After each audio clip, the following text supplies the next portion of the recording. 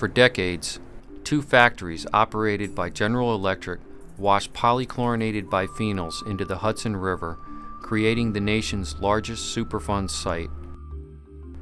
GE has for years challenged the EPA's position that PCBs are harmful to humans. Let me just start out with this. Were you aware, Mr. Welch, that the study of the health effects on PCBs is difficult to do on human beings because people don't want to be exposed to a probable carcinogen? Not probable, possible. Okay. Well, there are many health organizations, including the EPA, Environmental Protection Agency, that call it a probable carcinogen. EPA. Jack Welch, the former CEO of General Electric, gave his first testimony last year on GE's pollution of the Hudson River. He was at the helm when the company launched a multi-million-dollar campaign to fight dredging the river. In 2009, several communities along the upper Hudson River sued General Electric for contaminating their water supplies. Videotaped depositions of various GE officials took place over the last 2 years. The Hudson River is the largest PCB spill on the planet. Okay. Do you agree with that statement? I have no idea, right or wrong. Have you ever heard of any other place on the planet where there was a larger dispersal of PCBs in the environment than the Hudson River? Not that I know of, but I'd never classify this as a spill. Okay. It says it's the largest it is the largest Superfund site in the country. Do you know that to be a true statement? No, I don't. Do you believe there are any health effects from PCBs? General Electric has probably the largest epidemiological study from our workers who worked with PCBs. And my understanding is that those studies have shown that there are no adverse health effects associated with PCBs. Well, you understood that study had to do with death from cancer, correct? Objection to form. Dr. David Carpenter, director of the state's Institute for Health and the Environment, has studied PCB's potential health hazards for decades. He was a member of an international panel that last year declared PCBs as a known carcinogen. Anyone that says that PCBs have no health effects that are adverse is either ignorant or lying through their teeth. The evidence that PCBs have adverse health effects is overwhelming. The big issue has always been cancer, and those studies that GE funded were primarily focused on cancer. Those were flawed studies. They said it was the largest study ever done. It had over 4,000 people, but it included a lot of secretaries and people that were not even associated with the PCB operations. So these workers in the GE factory had practices, I'm sure, that were like my lab for a Nobel Prize winner in Urbana, Illinois, where the environmental concerns of chemicals were not that important. So therefore the practices were not perfect. So these people were really exposed. And when we tested them, and when Selikoff tested them, and did not find carcinogenic behavior in these people, it was, as the best of my knowledge, it was lower than it was in the community itself. That gave me great credibility that somebody with mild exposure, with barely exposed, would not have a problem. And we spent hours talking about it with each other and with people, and we came to that conclusion. Now, cancer is just the tip of the iceberg, because PCBs are now being found to affect almost every organ system of the body. And in my judgment, probably cancer is not the most serious adverse health effect. PCBs affect the brain function. They reduce the ability of both children and adults to learn new things, to remember. And this appears to be an irreversible effect. GE has fought against the disclosure of thousands of internal company documents including this 1975 memo in which a GE manager questioned the company's environmental priorities. And it's from the capacitor department, Hudson Falls, and it's dated April 5, 1975, correct? Yeah.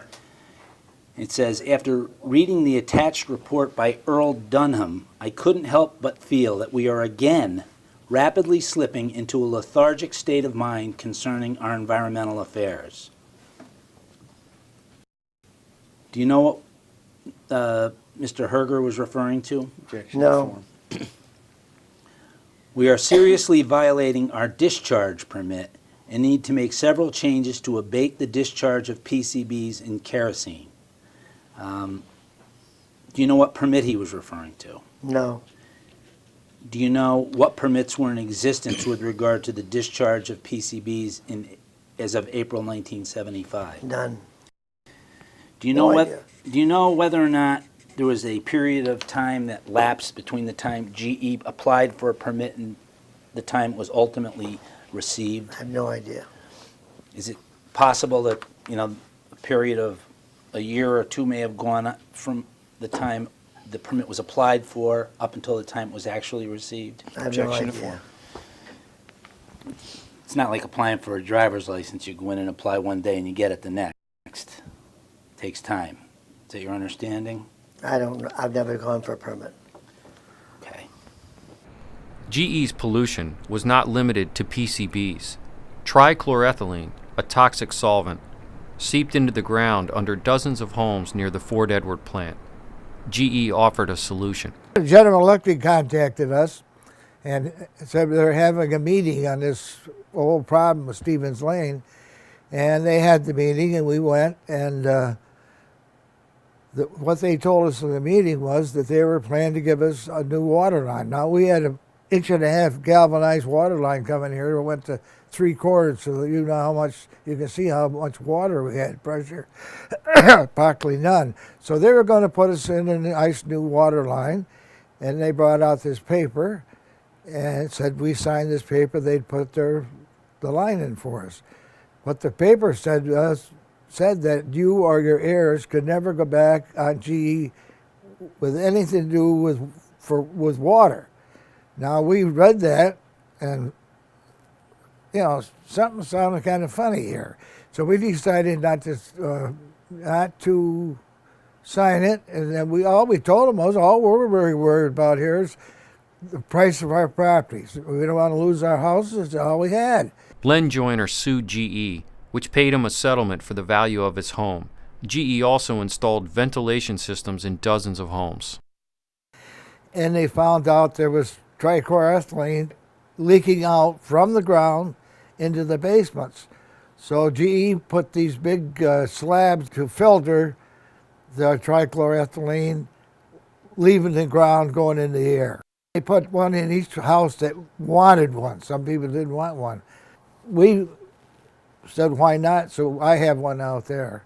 And they test every year coming. I guess it's working pretty well. I don't know all the details. In the 1990s, GE initiated a multi-pronged effort to change the public's perception about the dangers of PCBs. We have seen a massive PR campaign in the upper Hudson River Valley aimed at buying public opinion. We are concerned that these campaigns and the money spent does not tie in with our commitment to integrity from this company. See that? Yes. Had you heard that complaint before from people other than Sister Pat? No, Sister Pat, and maybe some other activists. My integrity was never challenged in this company. Except by a few activists. That's really No, whether it be unions or anything else. well. The question I have to you, Mr. Welch, is: do you recall there being a number of, whether it's authors who were writing articles, shareholders coming to your meetings, newspaper columnists who commented that General Electric was spending millions and millions of dollars on a public relations campaign to try to dissuade the EPA from dredging the Hudson? Trying to get the facts of the matter out on the table so that people could make a judgment and then be the voice of the people against the government. In 2009, GE's $1 billion dredging project began in the Hudson River. Despite widespread scientific consensus that PCBs are a health hazard, GE stands firm in its position that there are no adverse health effects from PCBs. Well, there may well have been statements made by GE employees who had a more engineering background or did not have a background related to anything in the biological or health sciences that simply accepted the party line from the corporation that the river was going to clean itself and that there were no adverse health effects. Certainly the senior people in General Electric, particularly those that had some health background, knew that that was totally false, that there was an enormous body of evidence, some of it actually supported by GE itself. Some of the best documentation today that PCBs cause cancer in animals came from studies that were done at the GE plant in Schenectady. Isn't it true that you have stated on many occasions that PCBs cause no health threat to people? That was my belief and is my belief. Okay. And there are other times when you said that PCBs cause no significant health threat to people. Correct? I don't know the difference between those two things. Well, I'm going to ask you, do you think there's a difference between those two things? Do you think there's a difference between a health threat and a significant health threat? Depends on who's saying it. Depends on who's suffering the health threat. Wouldn't No, you and who's saying it. Well, let me ask For you. emphasis. Well, I understand. But would you agree with me as we sit here today, I don't want a health threat significant or otherwise? otherwise. Okay, I think that would be a good policy. That's where I am.